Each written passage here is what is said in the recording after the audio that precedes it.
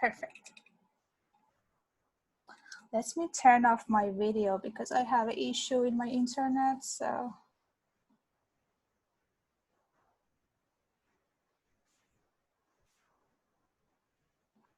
Perfect.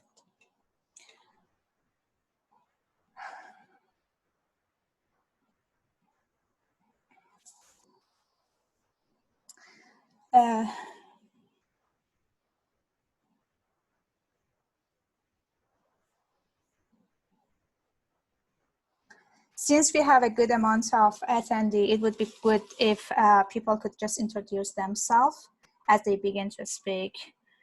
And our first topic here is a general questions for everybody, which is please feel free to kind of diverge from these topics. But to start our discussion, we can keep them on. The general topic is that what's the definition of a personality module in a dialect system? And how do we formulate a personality infused in a dialect system? So does anybody have some kind of starting thoughts on this and have kind of anything along with these lines?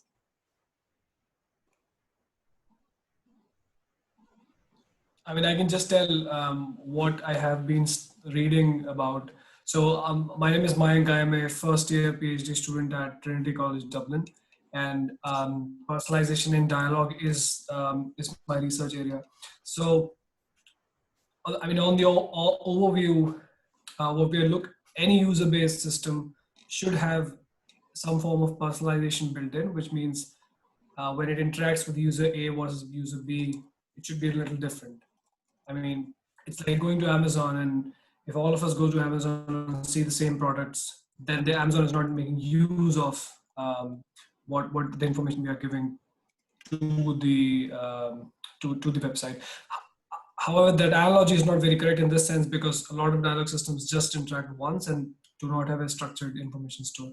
So the definition probably is that there has to be some form of adaptation.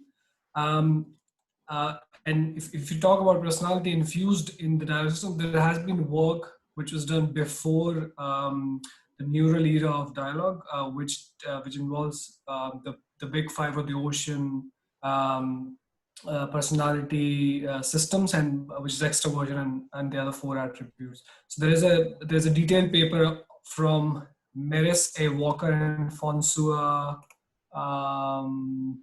Meres and Marilyn A. Walker, which details out these attributes. So basically, it's a system which describes if the utterances are said in a different way, if the knowledge is distributed in a different way, and if the personality is adapted to the linguistic style of the user that the system is talking to, what are the variations? I can probably ping that, but that is something that has been worked on with the personality aspect of the personalization. Oh, sounds great. Thank you so much for your input. And I just want to ask everybody, if you are referring to some great papers or work, please add the links to those in the chat. So by the end of the discussion, I can just copy and paste our chat input.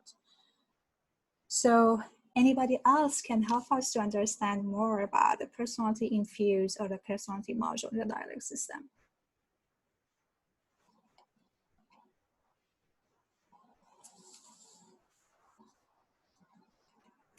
Sorry, can I add just one more point? For sure. Because I mean, this is something I've been doing. So now, one of the problems with personality-based conversational style matching is that personality does not remain constant over a person's lifetime. From the limited reading that I have, so I'm not backing it up, but for the limited reading that I have done, what is believed is mood is a heavier influence than personality is. So I might be an extrovert at some point of time, but if there is something wrong at a given day, I might not be such an extrovert. So I think a lot of adaptation of dialogue has been done considering mood in its as an attribute, which is also called affective computing, I believe, if I remember correctly. So yeah, I mean, personality is like the bigger thing, but then it drills down to moods, emotions, and different attributes. There is also personalization around what somebody knows about a topic, and then if you would. So one of the areas that I was reflecting on was task-based personalization, which is if a user A knows how to do a task to like 50%, then there's no use of taking him to step one and taking him from step one to step 10 altogether. While another user could not know anything at all, and that in that ways, step 1 to 10 is necessary. So personalization forms very different. I mean, it takes very different approaches in task-based systems versus in a social or open domain dialogue systems. Yeah, those are really great points. We will talk about those, I mean, in terms of the task-based personalization. Yeah, you raise a hand. Please feel free to jump off. Yeah, so I think it's very interesting, but I think there are a few fairly different concepts in what you were expressing. So, and I guess it's kind of a pun at different meanings of personalization. So one aspect is what you're talking about, adaptation, where we want kind of a customized experience for different users, and so that may or may not have anything to do with personality per se, but just you know, they can either it adapts to them, or they can change it the way they want for language, for style, and so on. And then there's the issue of the system, you know, where you want your system maybe to not be the same as every other system. So part of that might be that it's personalized to a particular user, but it may be just that you know, you have the grumpy agent and the happy agent and so on, and it's not that any of them are personalized or adapt in any way, but they're just different from each other, and you can choose which one you want to interact with. So yeah, I don't know which one we want to be more central to the two, but I think they could go together, but they don't need to. I think you can have personality without adaptation, for example. Yeah, I totally agree with you, and it's a really great point, because they are, as you are saying, can be in a different direction, but just something came to my mind when we are talking about the personality infused as an agent. If the agent is a happy agent, how can we saying that is a person is happy if it doesn't talking to me in the way that's as a personalized response? Can be distinguished between as a personalized response and also happy agent? Are they coming, I mean, are they embedded to each other or not? Is that clear? Does it make sense? My issue is, does it make sense or not? Wait, could you say that last part just one more time? I don't know if anyone else had this problem, but you were cutting in and out a little bit on my I'm end. sorry. Yeah, I have some problem. It's raining here, and it's just, I'm so sorry for the internet. No, totally fine. Just yeah, if you could just say that last part again. Sure. My concern is that when we are talking, I mean, distinguishing between the personality infused dialect system as an agent is a personal, has a kind of personality, and when we are talking about as a personalization in terms of the personalized response, can be not have, I mean, having one and not having the another one. Can we pick just one of them and not having, for example, the personalized response? Because when we are saying that, as a David, you mentioned as a happy agent, but if the agent is not giving me a personalized response, can we just say that the agent is happy or not? Is that clear? Does it make sense or not? We had the same problem with the audio, I think. Again, you were kind of cutting in and out, so it's hard to okay, that's completely. my bad. I'm so sorry. Okay, let's move on a little bit to just talk about the importance of the personalization. So when we are talking about why, I think it's I raised this point before. If I hope you can hear me, why personalization matter in the dialect system, and which domains need a personality infused dialect system. For example, we talk about we have a task-oriented or open domain, but how can we just talking about the importance of the personalization or personality-infused dialect system? I shouldn't use or and personality-infused dialect system. What do you guys think about it? Well, so my name's Trisha, by the way. Just to kind of start with the first point, I think there's a lot of cases where personalization can matter, especially for sort of the effectiveness of a system. So if you have, for example, a storytelling or a health system where you maybe need to work on sort of making people feel welcome or having them feel like they're interacting with a certain kind of personality, that's like a case where personalization and personality can be important. So they definitely have their place. Does anyone else have any thoughts? Or? Yeah, that's a really great point. And it's totally right that when we are saying that it's more national to interact with things that has own personality, or implanting personality would possibly increase the social attachment with that agent or that things that we are talking with.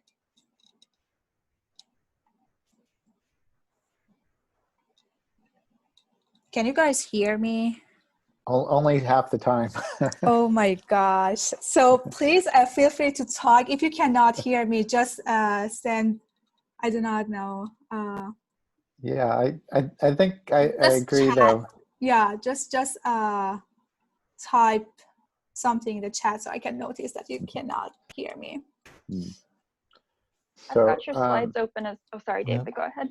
Oh, yeah, I was just going to say that so for pure kind of instrumental task-oriented dialogue, you just want to get a service done, like find information, Siri voice search equivalent of Google search or something, then you may not need personality. But for anything where you want it to not be boring, I guess, you're looking for some experience, which of course includes chat, but a lot of other domains too, any kind of practice, or even probably education and healthcare and all of these, some kind of personality is important. But again, I think we could make a distinction between an agent that's crafted to have personality, like hand-authored text or policies, versus something where the agent actually has some model of personality and some kind of personality module, like you mentioned the Walker and Morass, where there was the personality profile was an input, like the big 5 scores, and then it would generate text that's based on the specific values of those profiles. So that was an explicit personality model to some extent. So that is probably very useful, but especially if you want to generate many different personalities, but may not be necessary for all domains. Maybe hard to achieve. Yeah, that's a great point. Yeah, please jump off. You raised your hand, but I think I didn't notice. Go ahead. Yeah, let me add one thing. So even in task-oriented systems like information seeking, the personalization is very important, because if the user is in haste, then the answer should be concise. And if the user knows, have knowledge, is knowledgeable in the area, also the answer can be concise, using special words in using special words in the domain. But if the user is not knowledgeable in that domain, then explanation should be easy to understand. So this kind of personalization is tried in Kazunori Komatani's paper in ACL 2003. And also in chat conversational systems using personalization is, I think it's important because if the user says something about their knowledge or experiences or interests, or if the system can use that information in the responses, the user feels very good because he or she feels as if the system understands he or she, Right. him or her. So yeah, that's very important for increasing the impressions of the users. Yeah, that's really great points. And you've been talking about one of your paper. Can you please walk us through about that personalization aspect of the paper that you've been referring to? So can you guys hear me? I'm just kind of worried. Okay. Can you hear me or not? Mostly, it's just a few words cut in and out sometimes, but sometimes they're the crucial words. It's really bad. I'm so sorry for that. I was just asking Mikio, can you please give us some more elaboration about the personalization part of the paper that you've been talking about? You're asking Mikio? Yeah. Elaboration of the paper, you mean Yeah, you mentioned that you published a paper in 2013. No, it's not mine, but Kazunori Komatani's paper. Okay.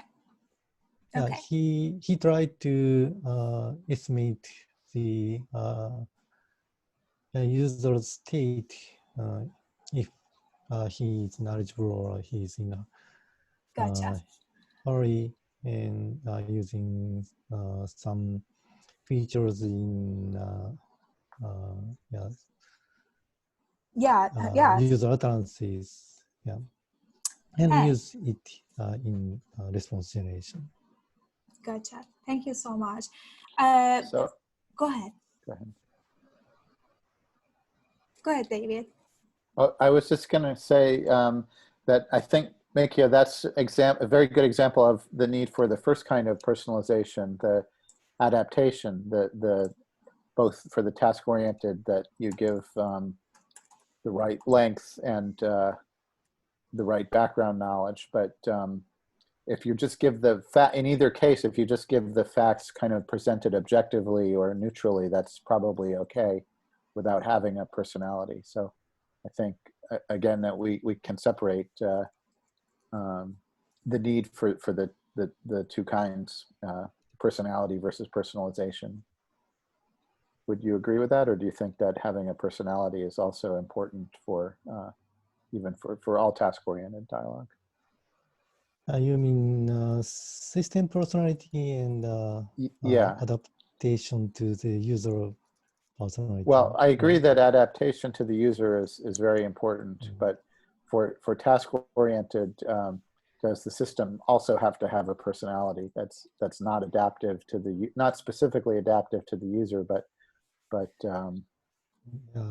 says something about themselves or their own background? I'm not sure if the system needs to express personality in very simple task-oriented dialogues, but as you know, system personality is crucial for establishing rapport,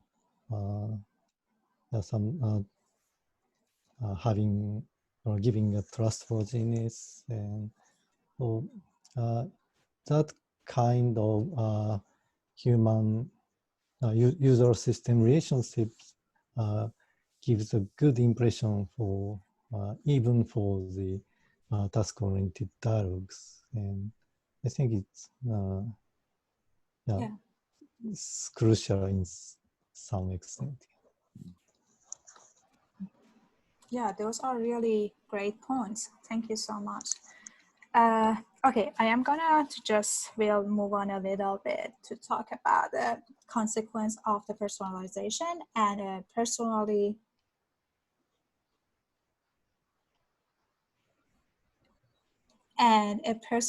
infused dialect system. For example, what's the impact of the system dialect personality on the user experience, and to what degree we should add personality to the dialect system? One of us just raised a really good point. For example, how should one personalize a system given that the user must know it's not a human? I am working in the health domain, and we are mainly trying to have a kind of conversational agent that just have an empathy, especially for the mental health, for the people that they have a mental health disorder. And we do not want the person as a user, because they are so vulnerable, to just have a feeling that they can trust to this system and just ask for everything. We should have a kind of trade-off between the degree of the personalization, I mean, in terms of the personality of the dialect system.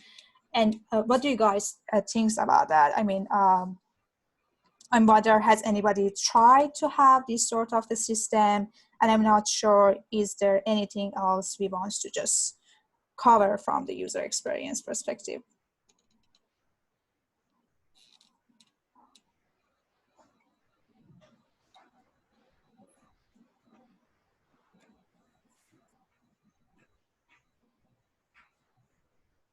So I guess one thing we could talk about then with the impact of the impact like that personality might have on the user experience. I'd imagine that it could be domain specific, where in some cases users, might appreciate the personality. It might help them feel closer to the agent they're talking to, or maybe that the agent's actually sort of empathizing with them in some forms, depending on what sort of personality and emotions the agent is displaying.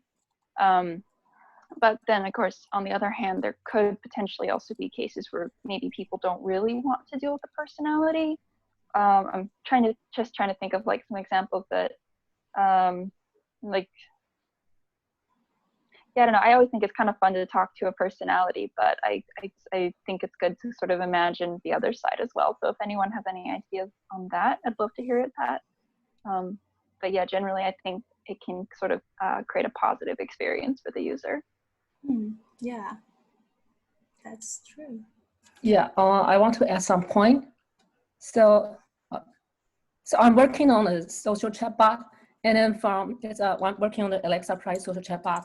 It's an open domain chatbot, and then we also face this issue that like we are deciding like should we be empathy or not? Like we ask like how's your day going?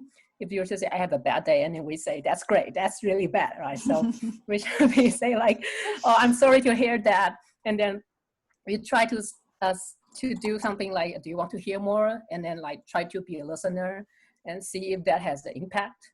Yeah, so that's one point. Yeah, another issue we are thinking about is like, so like the user have different personalities. Some are more talkative, some are more like a listener. So if we keep asking questions, some user might feel pressure. Like they say, why do you keep asking questions? And some user, they want the bot to provide more information. They just want to gain some information, but they don't want to talk a lot. So I think this is something we could do, like they might have different personality, and then we need to adapt to whatever they like, the way they talk more. So they feel more comfortable when you talk to the bot. Yeah. Yeah, those are really great points. I think David already mentioned about that one, about the adaptation, and also in terms of the user's adaptation, and also in terms of the personality of the dialect system. Mayank, go ahead. You raise your hand. Yes, I was just saying that it also matters as to if the user agent that you're talking to, I mean, do you have a longitudinal relationship with the conversation agent, or do you have like a short relationship? So for instance, you're booking a flight on a website, and there is a conversation agent which is assisting you to complete that transaction. As David said when he was speaking about the task-oriented system, that having a personality at that point is probably not that important. But if you have like an Alexa at your home, it's really important that it has a personality of its own and it displays some sort of empathy towards you. Yeah, I think that definitely matters. Like if we can find a way for the user to trust the bot more, they might have different behavior. And maybe I'm thinking like maybe if the bot share more about for example, if they are talking about like a topic like movie or sports, if the bot share more about his preference, I like to play basketball, or I like to play music, I like this actor, or if the bot share their own opinion and even feeling, and I felt excited about this, and then the user might have different reaction. They might share more if the bot share more. Yeah, that's just some thought. I'm not very sure about the result, but I just wanted to put it out and ask probably Draven and Mikio as well, or if anybody else knows about it. Is there any work related to personalization and dialogue that everybody should refer to before they start research in that area, or any recommended reading in that line?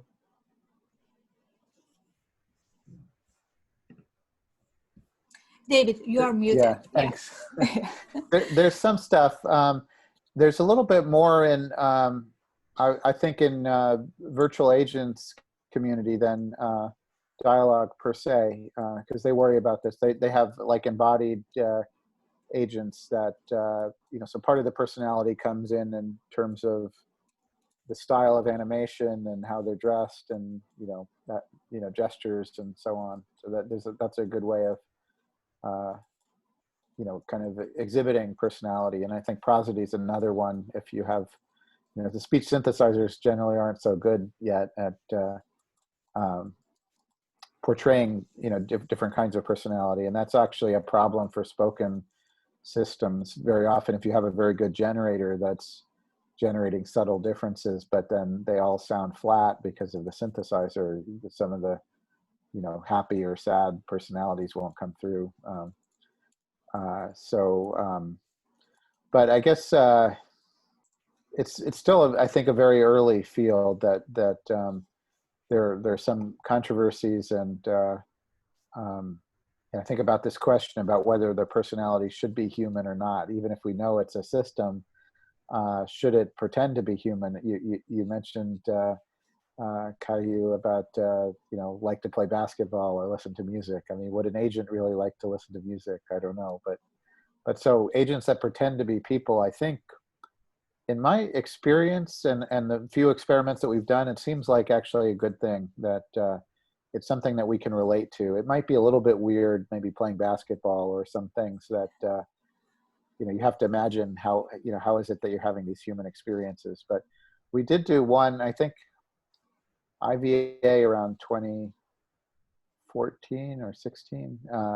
We did an experiment where we contrasted different embodiments and different backstory of whether they were a person or an artificial entity that lived in the machine, and whether they told first-person stories about themselves or third-person stories about somebody that they knew. And the results were not very conclusive, but seems to be a preference for human stories and first-person stories. And there's some other literature, some work from Tim Bickmore on preference of first-person stories.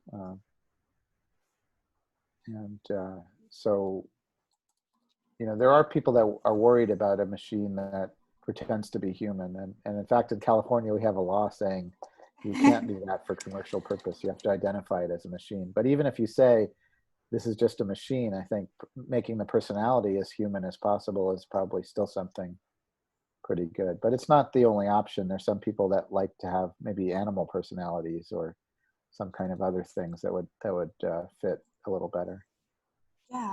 Yeah. Thank you so much, guys, for raising great issues. Shiki, you have some. You raise your hand. Go ahead. Hi. So I have a question. I myself is mostly working on robotics, and I do robot dialogue system. Can you hear me? Yes, yes, yes. Great. Yeah, thanks. So yeah, my research is mostly on robotics, and I do robot dialogue. So I think so far still I have a question in mind when we talk about personalization for chatbot.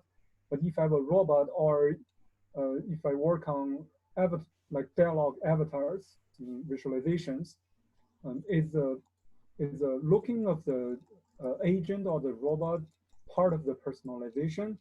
Say I probably have a muscle robot that do delivery tasks.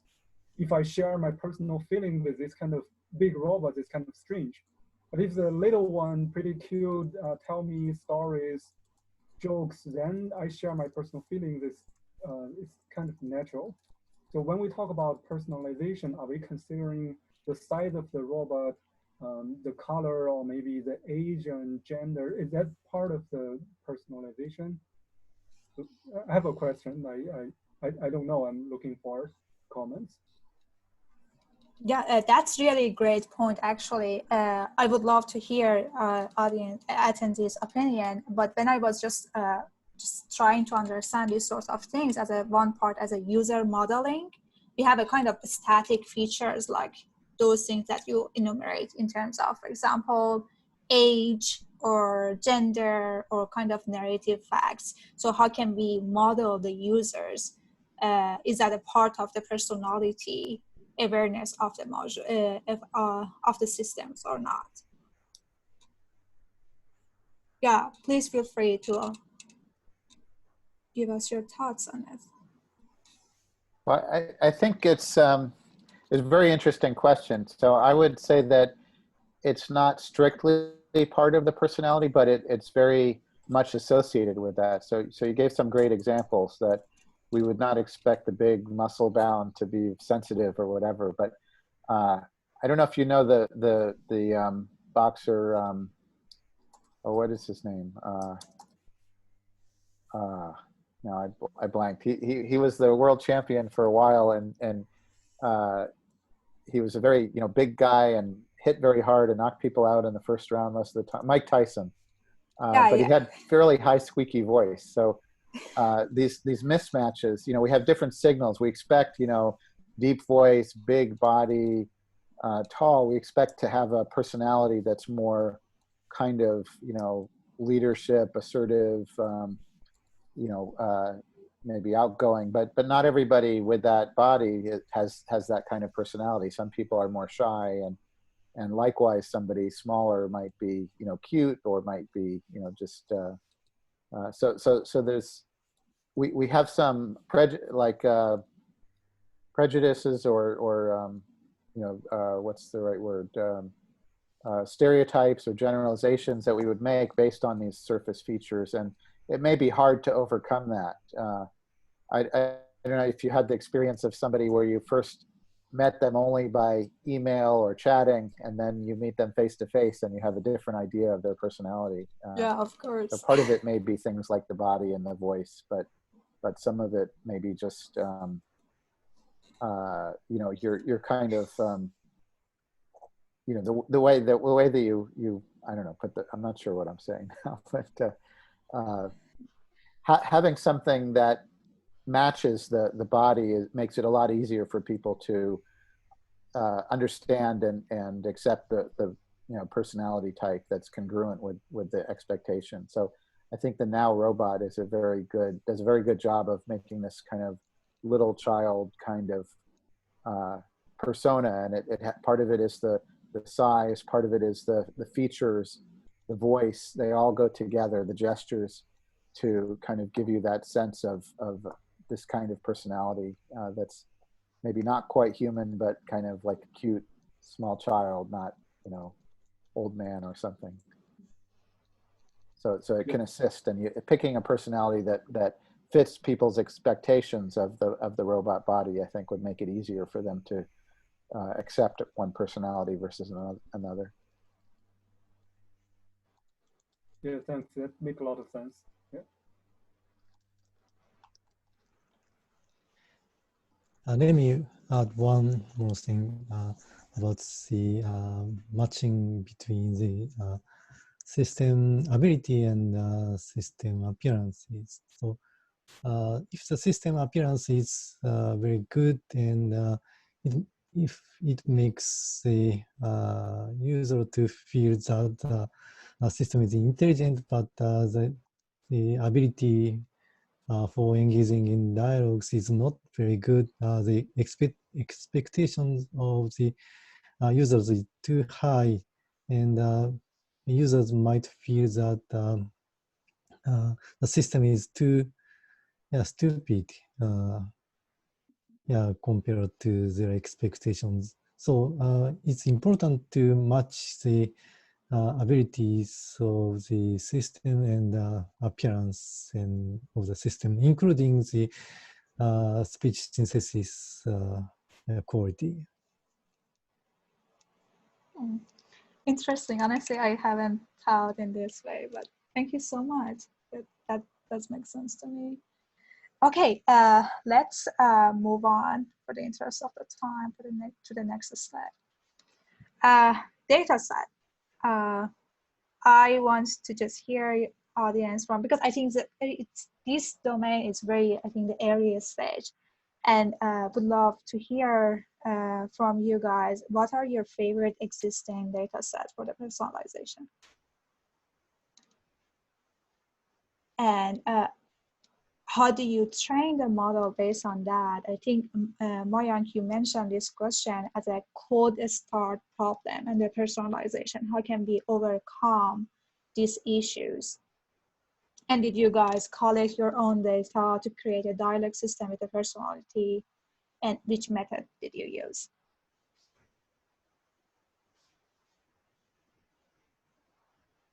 Yeah, does anybody have any comments on their favorite data set for building this sort of dialect system?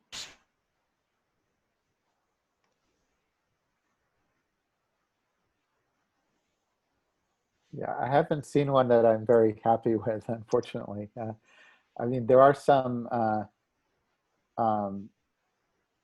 like movies. A lot, a lot of them are fictional. So like movie, database. So they have authored characters that definitely have certain personality types or character types, but it's not clear how natural they are or applicable. So I think the data sets I've seen, they're usually missing something very important. What's that? Either in the size or just there isn't really enough personality.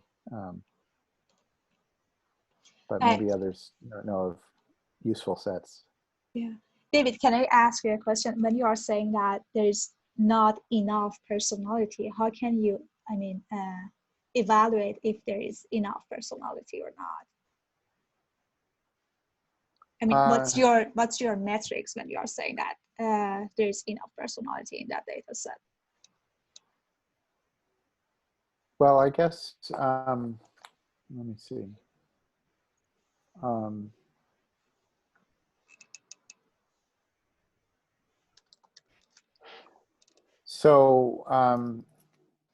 What I think I'd like is a data set where we had a lot of information about the participant, so biographical information, and then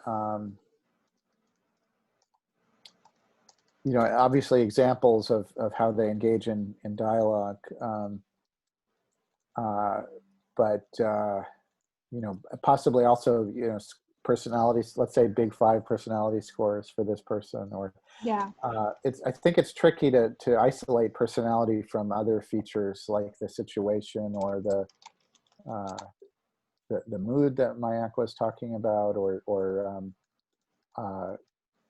what are the aspects of personality that you really want to learn from, and be able to maybe even abstract over multiple people. So learning to duplicate one person's style versus another might be,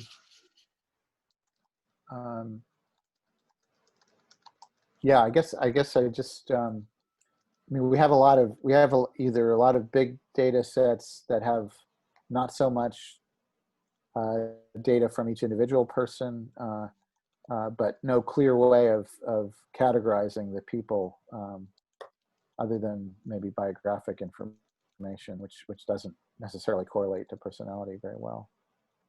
Yeah, yeah. So usually Yeah, the person specific isn't quite enough to train with. But go ahead, Trisha. I was just going to say that I would agree with that, because sort of part of what can form the personality, right, is sort of your identity model, like sort of what this agent's values or beliefs are, so to speak. But a lot of data sets, they tend to sort of either sort of hyper focus on something. So it might be like, oh, here's a conversation between two people about a random topic. So you kind of get a glimpse at what those people might think about that topic and how they'd interact about it. But then because you're sort of lacking in the context of maybe why they feel the way they do and things like those sorts of details. So like the data set I'm thinking of is like the Fisher English training one. So that one kind of like, you don't get like a full picture of like maybe like what someone's personality is like just from the data alone. Yeah, so I would agree that there's data sets out there, but they sometimes do lack in some way. Yeah, I totally agree with you, Patricia and David. And I was just reading some paper that the data set Baee and the personal dialogue, which is people have a kind of, I don't know if you can hear me or not. Can you? Cutting in and out. Okay. I will repeat. I was just reading a paper that the researchers are talking about the data set Baee and the personal dialogue. For example, they are asking the agent, "Are you a cat dog? A cat person or a dog person?" And the agent just saying that I am a dog. Cat person. And they are saying that okay, the agent has a personality by itself, so we can trust on that in terms of the personality infused dialect system. But unfortunately, I haven't done anything in that regard, and I'm looking forward. And I totally with you guys in terms of the lackness of the current or big data set for the personality or identity awareness of the character in that data set. Mike, do you have something to say?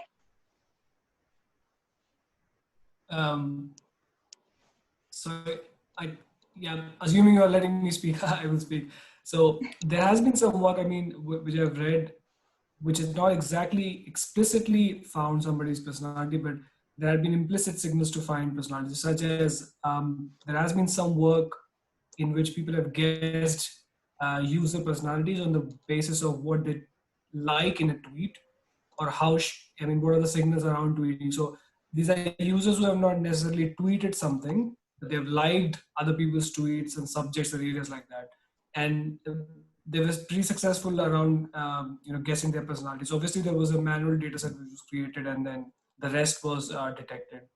So, there is an explicit knowing of a person's personality, and then there is obviously an implicit approximation of which personality is the person near to. So just those two approaches as well. Yeah, those are really great points. I think one thing we'd like to see maybe is data sets where you put the same person or multiple people with the same personality versus others in a variety of situations, like what do you do when someone criticizes you, or what do you do when someone compliments you, or but again there are a lot of different aspects of what might lead you to respond one way or the other. Some of it's personality, some of it maybe the specifics of the situation. So I don't know, maybe I'm not sure. I guess kind of reacting to the same. I guess if you have the same kind of conversation with multiple people, maybe, and you're getting different reactions, maybe that kind of tends to, or could reveal a little bit more about about that kind of thing. So Yeah, I think it's just very hard to come up with you know, a good even the specifics, the design of what a good data set would be to isolate personality from other kind of contingent factors. oh yeah, that's really great point. Wow. So you are just you are offering, David, if we want to collect our own data, we should kind of be aware of the personality of each participant, and we just categorize those that they have the same personality to interact with each other, or just interact with some different or diverse things to just figure it out about that community of the personality.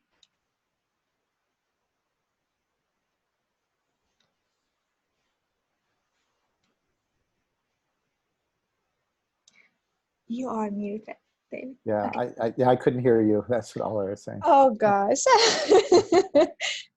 that's really bad. I didn't find this. Yeah, I was just trying to understand when you are offering about collecting the data, and you are talking about, for example, having same personality. I mean, users with the same personality. I was wondering to know how can we interact with the people that they have the same personality and also don't be biased on that personality. How can we generalize a person, generalize based on that specific personality? Does it make sense?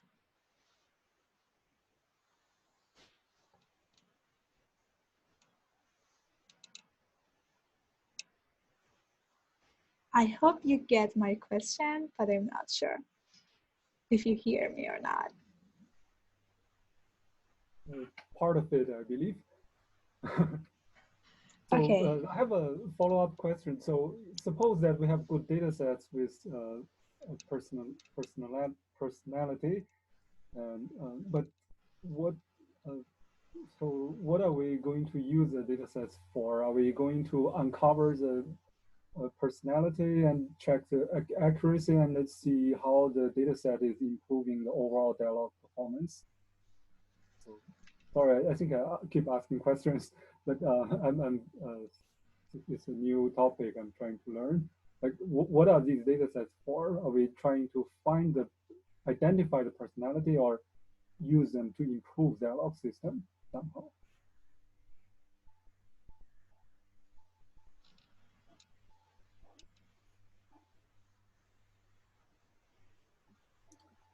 I think that, you know, all the usual things that we use data sets for. So valuation would be one good idea of, you know, we would make predictions about how somebody with this personality would respond to this situation, let's say, and then we could, you know, maybe compute a blue score or something like that, you know, comparing that, or possibly for training, but maybe also kind of indirectly kind of computing the personality from observed behaviors in the corpus, and then using that as input to some kind of pre-built model or parameter, you know, parameters that would govern a model, like the Walker and Morass that was mentioned earlier. I think so. That's 3 uses. I'm sure there are many more. Yeah, thanks. Yeah, in speaking to evaluation of the personalization, that I think we already mentioned that, I think that's highly debatable in regards of what's the evaluation metrics. Because right now researchers are calling out if we should have a human annotator or human metrics when we are evaluating a dialect system. And there is a lot of concern in that regard in terms of the human evaluation. For example, how many annotators do we need? What's the background of our annotators? And should we outsource, I mean, as a crowdsourcing, or should we do it in-home?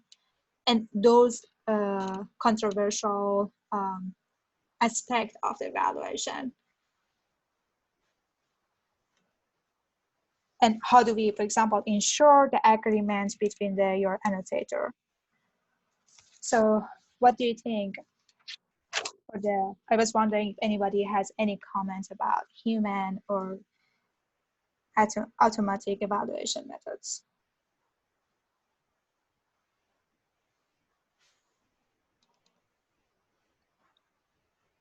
Well, one kind of evaluation is evaluating the personality model itself of did the personality model that you intended come across to a user or possibly an observer. User would be better, or somebody that's interacting with the system, and they may have different impressions. But and so for that, there are some depending on the model of personality, there are some questionnaire tests. Usually they're self-assessments, but some of them have been used for assessing others. So that would be one approach. Just did the personality that we intended or we designed the system to have, is that what the user experienced? I guess others would be just looking at consistency. Was there a sense of personality at all, as opposed to just random utterances that didn't seem to be coherent? Did the user enjoy it, or not, or also extrinsic measures like was the interaction successful, and did the personality maybe contribute to that or inhibit the overall success of whatever the system's trying to do. If you contrast those metrics with one personality versus another, maybe you get a sense of evaluation of personality model.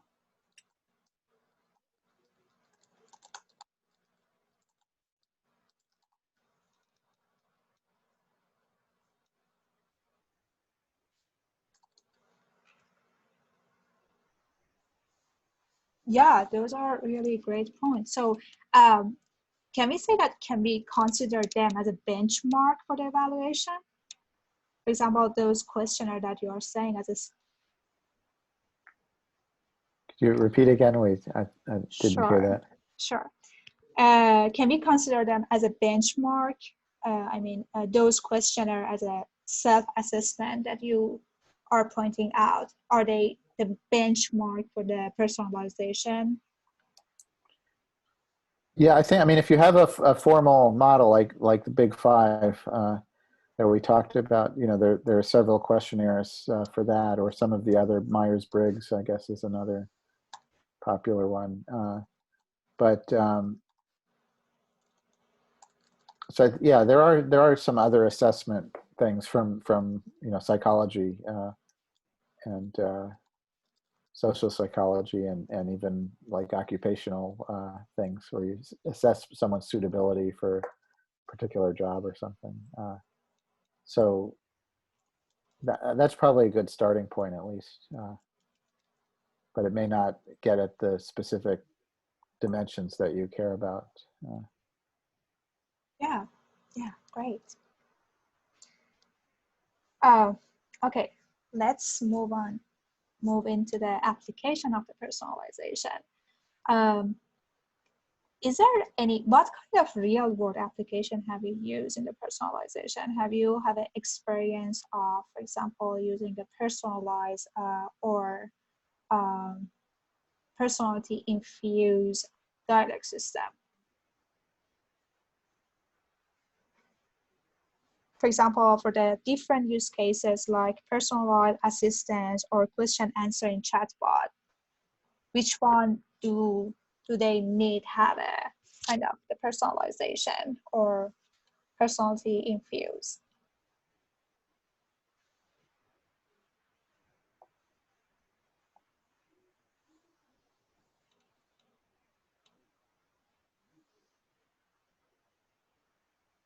I think the ones we've done a lot of are kind of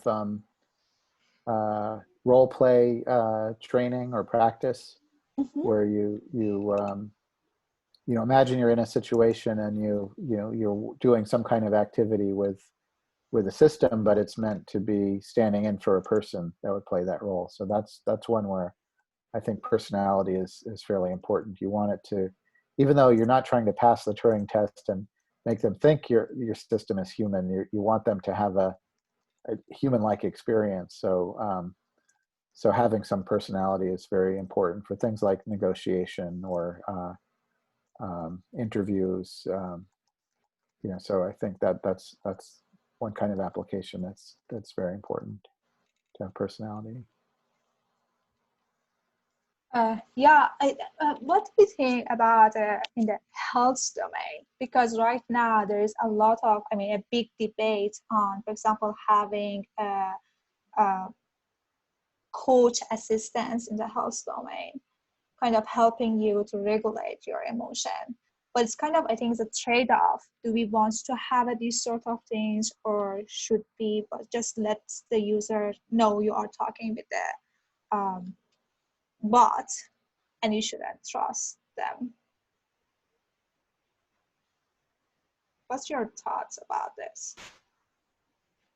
I think so long as you know that, like, as long as it's stated at some point that you're talking to a bot, it's fine. I mean, because depending on how it's designed, like, let's say in, for example, like maybe like kind of a casual sort of like maybe phone or text-based sort of therapy session, that might sort of function similarly to maybe what someone kind of experiences, like if they're writing in their diary or something, like they just need that outlet.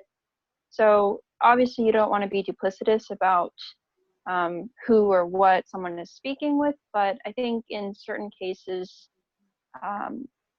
that can work well. Like if people just kind of have maybe slightly more casual problems or just need to feel like they have something or someone to talk to. So that could be a case where personality, like I think it would be okay, but it would also be helpful, because you want to feel like you're talking to someone who's kind. Like in a situation like that, you wouldn't want to feel like you're talking to like a machine, you know, like Yeah, someone who's yeah, that's a great point. I think it can work, but you do need to be upfront about it, I believe. Yeah.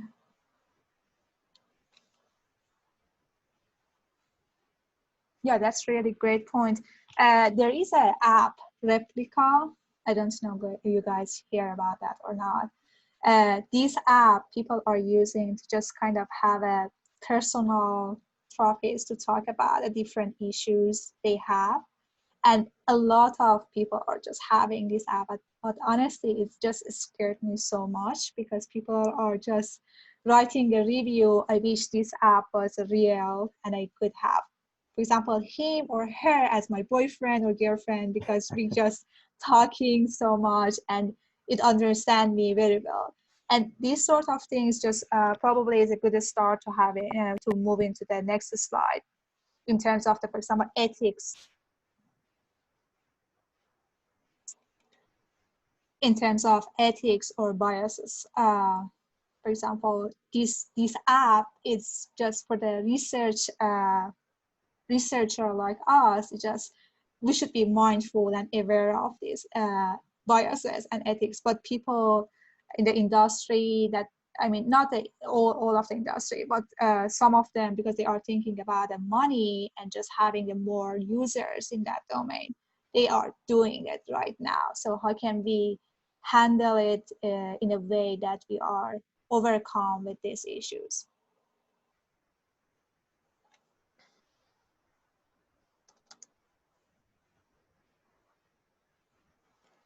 I don't know if the systems are like this, because this might be more of like a psychology thing. So I'm not sure what the sophistication is there yet, but like maybe in cases like that where if people seem like they're becoming too dependent on a system, maybe trying to like kind of push them to like see a person face to face in some form. But that would require like the sort of the app companies and the people kind of developing them to kind of keep that stance in mind, which may or may not be their focus if they're interested in making money. I don't know, it's tricky. But yeah, I do agree that you want to have some sort of safety net for people who maybe kind of need that extra help. Yeah, that's really great point. Don't know if anybody has explicit experience with any of these sort of biases in the model.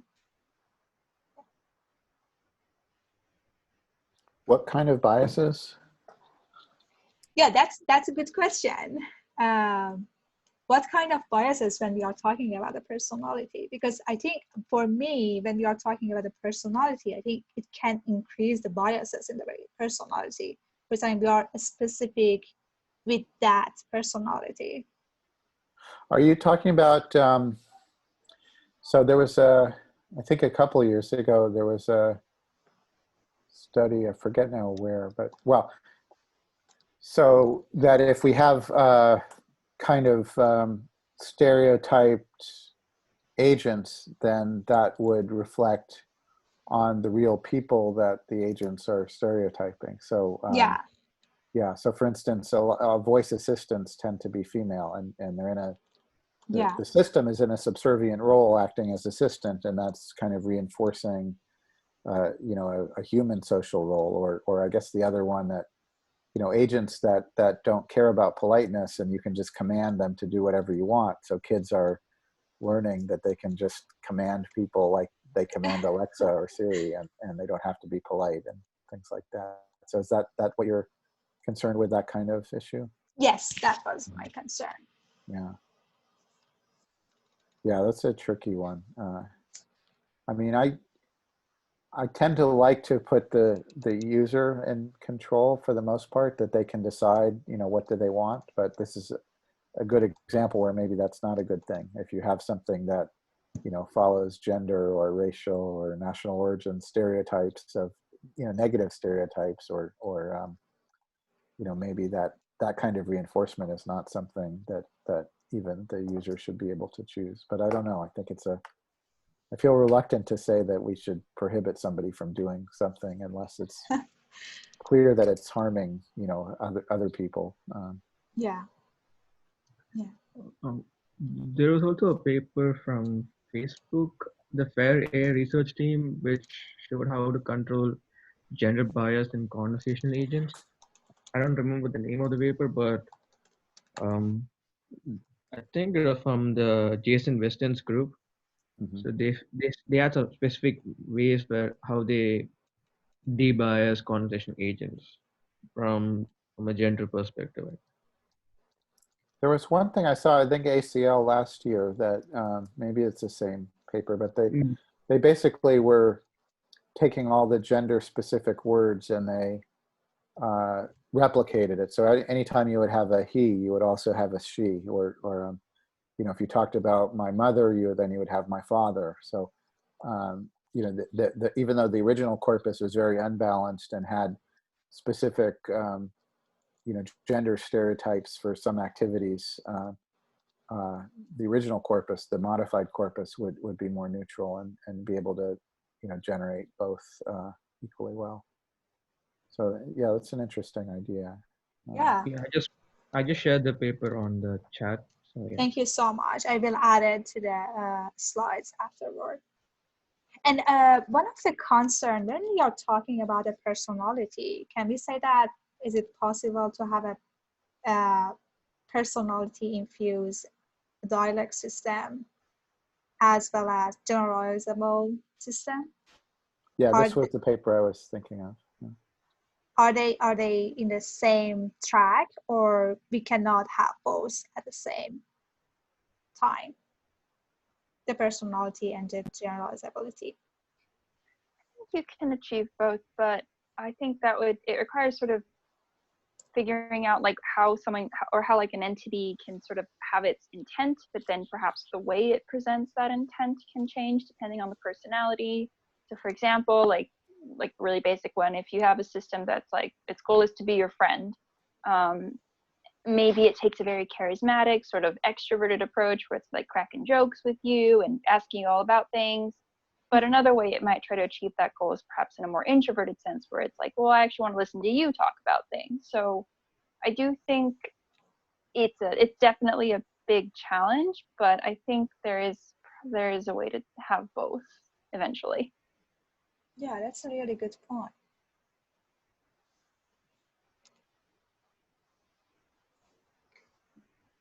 Okay, so that's all the questions that I prepared. And if anybody wants to make any final comments please feel free to do that in the interest of the time, which is we are more than 1 hour right now, and I really enjoyed. I have a couple of questions. I joined in pretty late, so I guess you might have already talked about this, but Sure. how do you like quantify personality from a text perspective?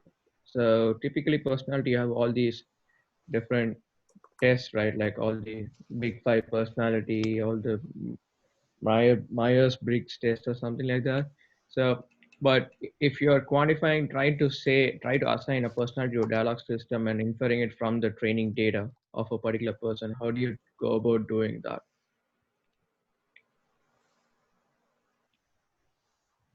Yeah, that's really good question. I think we already touched this one part of this, but what do you guys think about this? I think we talked about it, but I'll just reiterate it. So there are basically two approaches to do that. One is explicit understanding of personality, in which you have human annotators who see text data, and these are people who know how to gauge personalities from text, and they assign personalities by looking at the text and then hence doing it. So that's an explicit way of doing it, and then there is another implicit way of approximating a personality. So you're not saying you 100% are sure about it, but you're saying, okay, I'm near this person's personality in this way. So just ping a paper which I was talking about in the chat as well. Probably can look into it.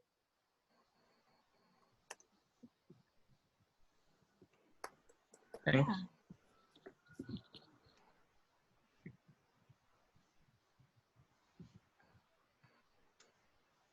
Yeah, Sonia, did we answer your question? I mean, try to Yeah, I guess there's no right answer for this. Just an open-ended question, right? Exactly. So Yeah. it's subjective as to how you define personality. Yeah. So if nobody have additional comment, I will actually save a chat here. People have been posting and we have our notes here. Please feel free to add anything. The link is on Trello, so you guys can just go ahead. Do you have one more minute before I ask a Sure, question? sure. If you have anything, yeah, please. So I don't know if you guys have already talked about this also, but how do you go about evaluating any results obtained from a personalized dialogue system, right? Because you're again reliant on human evaluation for this. And how do you ensure that your experiment design is good enough so that the humans or the M-Turkers who have no idea of what they're getting into do a good job? Yeah, that's a really challenging thing. I don't know how can I answer this question. Well, I think there are a couple of things. So one is if you have a well developed construct where you've got questions that you validated, so some of those you can have relatively naive coders like Turkers that they can watch video or interact and then answer these questions, and then your model figures out the result from the answers. And the other thing is, I guess, looking at the extrinsic measures of did the personality make things better or worse than something without personality or with a different personality. So that's something you might even be able to do with an objective evaluation, like task success or completion time or so on, and other subjective metrics like enjoyment also would fit there. So I think there's some things that you could do where you don't necessarily need trained evaluators, but other things where you might need some very special training to say whether they really fit the profile or not. Gotcha. Thanks. Yeah, awesome. Thank you so much, David, for sharing with us all of your experience. Yeah, thanks everybody, and I'm looking Yeah. forward to good personality systems from all of you. Yeah, let's see. Okay, I really enjoy talking with you guys, and I learned a lot. And yeah, let's wrap up the discussion. And you would have access to the record, so feel free to add any notes or comment in these slides. Okay. Thank you. Thank you. Thank you. Thank you. Thank you. How many people are going to be up at 3 in the morning here? Mickey, it's easy for you, I think. Yeah. Yeah. All right. Bye. Okay, have a good one. Bye. Okay. Bye-bye. See you Bye-bye. tomorrow.